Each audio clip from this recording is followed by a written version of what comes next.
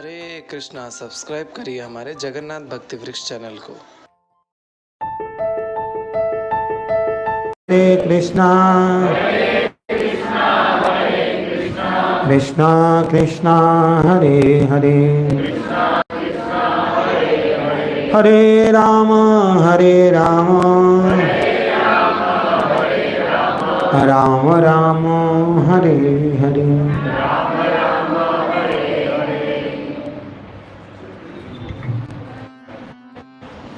हरे कृष्णा। तो 11 तारीख को जगन्नाथ जी का जन्मदिन है। हम जन्मदिन मनाते हैं ना, वैसे 11 तारीख को उनकी स्नान यात्रा है। उसी दिन उनका प्राकट्य हुआ था और इस 15 दिन के बाद उनका रथ यात्रा मनाया जाता है, अर्थात 27 जून को। हमारे यहाँ 29 जून को है, संडे के दिन, रविवार को, ताकि सभी लोगों को आने का मौका मिले। रविवार छुट्टी, लोग पहले छुट्टी देखते, छुट्टी है तो जाएंगे, बाकी दिन शादी के लिए छुट्टी डालेंगे, है ना, पिकनिक जाना उधर छुट्टी डालेंगे, कोई मर गया उसको छुट्टी डालेंगे। लेकिन भगवान का दिन है तो छुट्टी नहीं डालेंगे, जिस दिन छुट्टी है उस दिन हम जाएंगे, है ना। तो ऐसा लोगों की सोच है, तो एक गलत सोच है। भगवान के लिए पहले हमने छुट्टी डालना चाहिए, है ना। सबसे बड़े व्यक्ति को मिलने के लिए जाना है तो हमें अति उत्साही होना चाहिए। हरे कृष्णा। तो ये स्वरूप हमारे सामने जो है, इसमें ना आँख सीधी है, ना हाथ सी है पूरे है, ना पैर दिख रहे हैं, कुछ भी नहीं। तो भगवान ऐसा रूप क्यों धारण करते हैं, क्या कारण है इसके पीछे, है ना। भगवान तो इतने सुंदर है, त्रिभंग ललित, हाँ हाँ, कंदर्प कोटि कमनीय विशेष शोभम गोविंदमादि पुरुषम तमहम भजामि। सुंदर सुंदर आँखें, है ना, नील कमल जैसे उनका अंग कांति है, घुंघराले बाल है, रक्तबिंब के समान उनके अधर है, राइट, मकर कुंडल उनके कानों में शोभा देती है। ऐसे भगवान नवनीत के समान, एकदम मक्खन के समान मुलायम है। ऐसे श्री कृष्ण का वर्णन शास्त्र करता है। हम लोगों ने देखा नहीं अभी तक, शास्त्र में इतना सुंदर वर्णन है, और वही वर्णन के रूप लेकर कलाकार उनकी मूर्ति बनाते हैं, तो वो मूर्ति इतनी सुंदर लगती है। इस्कॉन के हर मंदिर के दर्शन वास्तव में अलग अलग प्रकार से सुंदर है ना। कोई भी ऐसा इस्कॉन का एक भी कृष्ण मंदिर है जहाँ पर भगवान को देखने के बाद नीरसता, है ना, हाँ, उत्साह नहीं आएगा, ऐसा नहीं होता है। देखने के बाद वाह क्या निकलता है, वाह है। तो क्यों भगवान अपने गुरु आचार्यों के द्वारा पतित जीवों की सेवा लेने के लिए प्रकट होते हैं। क्या होते हैं, प्रकट होते हैं। तो एक शुद्ध भक्त के आह्वान से, उनके बुलाने पर भगवान आते हैं, नहीं तो हम सामान्य जैसे कितने बुलाए नहीं आएंगे। तो एक आचार्य गुरु जब उनको पुकारता है, जब देखते कि भक्तों की संख्या बढ़ रही है ना, तो भगवान वहाँ सेवा की ज़रूरत होती है। भक्त टिके कैसे रहेंगे, सेवा नहीं होती, है ना। तो सेवा प्रदान करने के लिए भगवान आते हैं। एक मिनट,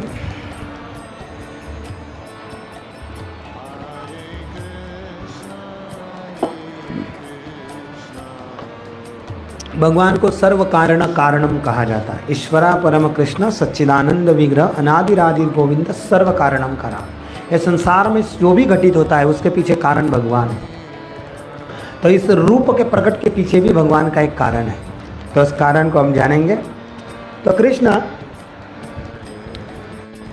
ये कथा वैवस्वत मनवंतर के 21वें कल्प की है। अभी कौन सा चल रहा है, वैवस्वत मनवंतर चल रहा है, लेकिन 28वां कल्प चल रहा है। उस वैवस्वत मनवंतर के 21वें कल्प के द्वापर युग की कथा है। कुछ लोग प्रश्न उठाते हैं, भगवान तो वृंदावन छोड़ने के बाद तो कभी द्वारका गए नहीं, है ना, अय्या राधा रानी उनको मिलने आई नहीं, तो ये लीला कब हुई। तो लोगों को सोचते हैं कि सती त्रेता द्वापर कली, इसके बाद दुनिया खत्म, संसार खत्म। नहीं, लोगों को जानकारी नहीं कि ये कल्प होता है। ऐसे 14 मनु होते हैं, एक मनु के कार्यकाल में 71 कल्प आते हैं, है ना। तो ऐसा ब्रह्मा जी के 1000 कल्प होते हैं, और 1000 चतुर्युग, 1000 सतयुग त्रेता द्वापर आते हैं। तो ये 28वें मनवंतर चल रहा है, 7वें मनवंतर का। हाँ, अभी और आगे 28, 29, 30 और बाकी 40, 41, 43 चतुर्युग अभी आना बाकी है। उसके बाद 7वें मनवंतर में प्रलय होगा। हर कलयुग के बाद भी प्रलय होता है ना। एक प्रलय होता है, एक नैमित्तिक प्रलय होता है, एक महाप्रलय होता है, ऐसे 4, और एक आंशिक प्रलय होता है। हमारा शरीर छूटना भी एक प्रलय है, क्योंकि ये भी एक क्षेत्र खत्म हुआ, राइट। ऐसे 4 प्रलय होते हैं। उसमें से जो एक युग का एक कल्प का अंत होता है उसे प्रलय कहा जाता है, नैमित्तिक प्रलय, और एक महाप्रलय, एक प्रलय। तो ब्रह्मा जी का होता है जन्म खत्म, तब महाप्रलय होता है, तब सारे ब्रह्मांड विष्णु अपने अंदर ले लेते हैं, वो महाप्रलय है। ब्रह्मा जी का जीवन 100 साल पूरे होते हैं, तब ब्रह्मा जी का अंत होता है, और फिर सारे ब्रह्मांड उसी तरह अंदर चले जाते हैं, वो महाप्रलय।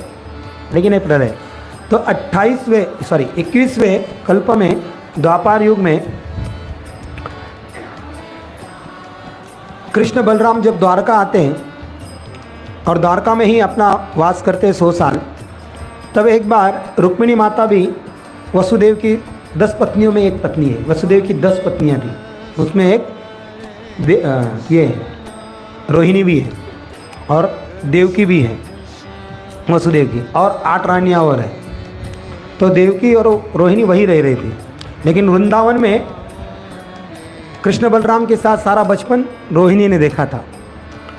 तो सभी रानियों के जो 16,108 जो रानियाँ थी भगवान की, उनके मन में तो प्रश्न जागृत हुआ, उत्साह जागृत हुआ, उत्सुकता कि हम भी, वो सोचने लगे कि ये रात को अचानक जाग, यशोदा, नंद बाबा, ये लोग कौन, हर रात को ये बड़बड़ाने लगते हैं, क्योंकि कोई निद्रा में बड़बड़ाता है ना। तो हमें अनुभव है, हमारा भाई बड़बड़ाता था, ए ball they, a bat play, तो क्रिकेट खेलते रहता, तो रात में क्रिकेट के बारे में बड़बड़ाता था, है ना। तो जो व्यक्ति जिसके बारे में चिंतन करता ज़्यादा है ना, वो उसके विषय में रात के निद्रा में कभी कभी बोलने लग जाता है। तो भगवान भी रात में सब वृंदावन ब्रजवासियों का नाम लेते थे, नंद बाबा, यशोदा, राधे, ललिता, विशाखा, सबसे ज़्यादा नाम राधे राधे का लेते थे। तो सभी रानियों को चैन पड़ते, हम इतने दिनों से इसके साथ रह रहे हैं इनके, लेकिन हमारा नाम कभी नहीं लिया। तो डाउट होता है ना, मनता इनका हमारे ऊपर प्यार, चित्त इनका कहीं लगा है। यदि आप लोगों का पति रात में किसी को नाम ले ले तो आपको डाउट होगा कि भाई ये गड़बड़ है कुछ। तो सभी रानियाँ सोचने लगी भाई कुछ तो गड़बड़ है। तो वो रोहिणी माता को पूछती है कि ये नंद बाबा, यशोदा है, और ये राधे राधे कौन है? ये कृष्ण हमेशा रात को वही बड़बड़ाते रहते हैं। तो रोहिणी माता बोली कि ये तो भगवान 18 साल ब्रज में रहे, और ब्रज में उनका अभी भी चित्त है ना, वो कभी भी ब्रज को भूलते नहीं हैं। एक्चुअली भगवान कृष्ण ब्रज को छोड़ के जाते नहीं। हमने पहले ही कहा था कि भगवान कृष्ण के 2 रूप है, एक है द्वारकाधीश और एक है वृंदावन के कृष्ण। जब भगवान ने वृंदावन छोड़ा तो वृंदावन के कृष्ण नहीं गए, वासुदेव कृष्ण गए।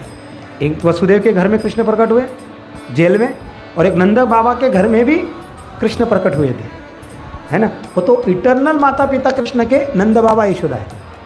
तो वहाँ नंद बाबा के घर में दुर्गा भी प्रकट हुई, और कृष्ण दोनों भाई बहन मिलकर प्रकट हुए। इसीलिए तो भगवान ने वचन दिया था ना कि आप जाओ और धरती पे दुर्गा के रूप में प्रकट हो, महामाया को, तू मेरी बहन कहलाएगी, है ना। तो वहाँ कृष्ण और योग माया, महामाया दोनों प्रकट हुए थे। इसीलिए तो महामाया ने सबको सुला दिया था, नंदग्राम में भी और गोकुल में भी और इधर मथुरा में भी, कि साइलेंस था। कुत्तों को भी सुला दिया था, क्यों? कुत्ते भूखेंगे तो जग जाएंगे।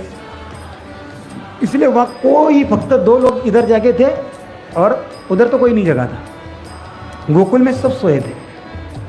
तो ये दोनों कृष्ण जब वसुदेव जी लेके जाते हैं अपने कृष्ण को, और उनके कृष्ण के साथ तब मिल जाता है, फिर वहाँ से वो महामाया को लेके आते हैं। तो वो दोनों कृष्ण 18 साल के बाद जुदा होते हैं। 2 भगवान अपने रूपों को, वैसे भगवान ने तो 16,108 रूप लिए थे, 16,008 108 रानी के साथ केवल अकेला कृष्ण नहीं रहते थे। कृष्ण अपने को एक्सपांड करके हर रानी के साथ हर महल में रहता था। यानी कि 16,108 रानी के एक ही कृष्ण तो कैसे उनके साथ व्यवहार करते होंगे। नहीं, जब भगवान सुधर्मा सभा जाते थे अपने राज्य कारभार करने के लिए, तब सारे 16,000 कृष्ण रथ पर बैठने के लिए एक हो जाते थे और सुधर्मा सभा जाते थे। और जब घर आते थे तो फिर नीचे उतर के 16,000 अपने अपने घरों में चले जाते थे, है ना। भागवत कृष्ण बुक में प्रभुपाद थे। तो कृष्ण के अनंत रूप है, एक रूप थोड़ी है। तो लोगों को संभ्रम नहीं होना चाहिए कि अरे दो कैसे हो गए। भगवान अचिंत्य है, कुछ भी कर सकते हैं, है ना, इसीलिए तो भगवान है। तो वसुदेव कृष्ण मथुरा छोड़कर, कृष्ण तो अक्रूर जी लेने आए तब वृंदावन गए नहीं, वृंदावन छोड़ के गए नहीं, उन्होंने वसुदेव कृष्ण को भेज दिया। अपने से एक्सपांड जो था वो एक्सपांड कर लिया और वो गए मथुरा। फिर मथुरा से द्वारका गए, इसलिए द्वारका के वसुदेव वापस आए ही नहीं। लेकिन कृष्ण ने कभी वृंदावन छोड़ा ही नहीं। तो रुक्मिणी मैया बता रही थी कि कृष्ण हमेशा उनका चित्त वृंदावन में ही रहता है। इसीलिए जब ब्रजवासियों से वो बहुत असीम प्रेम करते हैं और ब्रजवासी भी उनसे निस्वार्थ भाव से असीम प्रेम करते हैं। इसीलिए भगवान ब्रजवासियों को कभी भूलते नहीं और ब्रजवासी से असीम प्रेम करते हैं। तो सारी रानियां बोलने लगी, तो थोड़ा हमको भी श्रवण कराई, इतना सुंदर भाव लीला है तो हमें। पर वो बोली एक शर्त पर, यहाँ पर कृष्ण और बलराम नहीं आने चाहिए। और उनको उनके एक रानी के महल में बिल्कुल उनके बेडरूम जाता है, अंतस्थल में लेके गई एक हॉल में कि जहाँ कृष्ण बलराम ना आ पाए। तो लेकिन एक शर्त पर यहाँ कृष्ण बलराम नहीं आने चाहिए। तो किसी ना किसी को गेट कीपर बनना होगा, दरवाजे के ऊपर खड़ा रहना होगा। तो सारी रानियाँ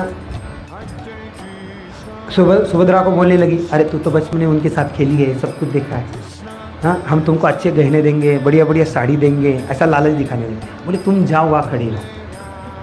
वो तो मान गई, ठीक है चली जाती हूँ। और दोनों पैर ऐसे कर लिए, दोनों हाथ ऐसे कर लिए सुभद्रा ने, और दोनों दरवाजे को ब्लॉक कर दिया कि कृष्ण बलराम अंदर घुस ना पाए। तो कथा देव की मैया बचपन की बाल लीलाएँ है ना, हाँ, कैसे कैसे असुरों का वध किया, कैसे यशोदा ने कृष्ण को बांधा मटका फोड़ने से, मक्खन चुराने से। तो इस प्रकार की लीलाएँ कही रही थी। तब तक सुधर्मा सभा में भगवान अपनी लीला कथा चल रही, उसके लिए इतना उत्सुक होने, ललायित होने लगे। और बीच में से उठे बलराम को बोलते चलो। बोले कहाँ? अरे चलो। बोले बलराम को लेकर चले। अरे बढ़िया कथा चल रही, चलो।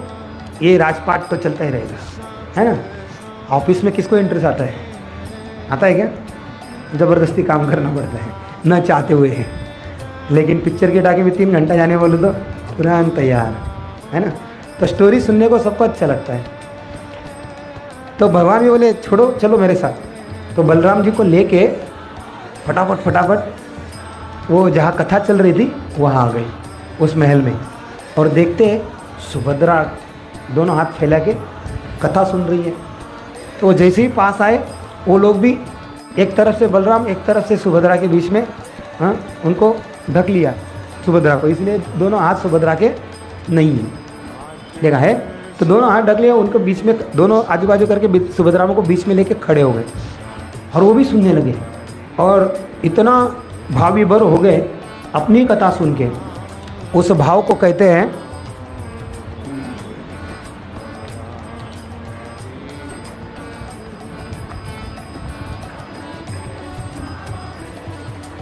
अधिरूढ़ क्या? अधिरूढ़ महाभाव। भगवान अधिरूढ़ महाभाव में आ गए। भाव के कई प्रकार है, 32 प्रकार है भाव के। प्रमुख 5 भाव है, लेकिन महाभाव, विभाव, अनुभाव, स्थायी भाव, ऐसे हम एमए में पढ़ते तो हमको सारे 32 प्रकार अनुभाव भावों के पता सिखाए थे। तो उसमें सबसे बड़ा भाव है महाभाव। और ये कौन धारण करता है? खाली श्रीमती राधा रानी। राधा रानी के अंदर है महाभाव, इसीलिए कहा कहते महाभावा ठकुरानी, श्रीमती राधा रानी, है ना। वृंदावन में आपको बहुत सुनने के, बरसाना में विशेष सुनने को मिलता है। तो अधिरूढ़ भाव में भगवान आ गए। इसके कारण क्या होता है? शरीर आकुंचन पाता है। आकुंचन मतलब सारा शरीर शिथिल होता है और अंदर चला जाता है। आंखें बड़ी बड़ी होने लगती है, हाथ अंदर चले जाते हैं, पैर अंदर चले जाता है, पेट बड़ा हो जाता है। हाँ, तो देखिए भगवान के हाथ अंदर चले गए, इसलिए उनका कोई पंजा नहीं है, उंगलियां नहीं, और आँखें एकदम बड़ी हो गई। तो ये महाअधिरूढ़ भाव में भगवान दोनों तीनों भाई स्थापित हो गए। तो ये भाव में चले गए और भाव में कथा इतने मग्न हो गए कि उनको सुध-बुध नहीं रहे कि हम कहाँ खड़े। तब तक नारद मुनि आते जाते रहते थे द्वारका में। तो जब वो आए और महल में प्रवेश किया, उन्होंने जगन्नाथ स्वामी हरि बोल, कितना सुंदर। तो नारद मुनि हरि बोल बोल रहे, तब तक उधर रुक्मिणी ने रोहिणी माता ने सुन लिया आवाज़ और कथा बंद हो गई। और भगवान भी हाँ तो सुनकर अपने रियल भाव में और रियल स्वरूप में आ गए। तो नारद मुनि पूछते, प्रभु ये रूप तो अभी तक आप तक हमने कभी सुना भी नहीं था और देखा भी नहीं था, ये रूप कहाँ प्रकट करने वाले आप? तो बोलते हैं, मैं कलयुग में दारू ब्रह्म के रूप में आऊँगा, कलयुग में ये रूप धारण करूँगा। तो इस प्रकार ये भगवान के महाअधिरूढ़ भाव का स्वरूप है, जो अपनी ही कथा सुनने को ललायित होते हैं।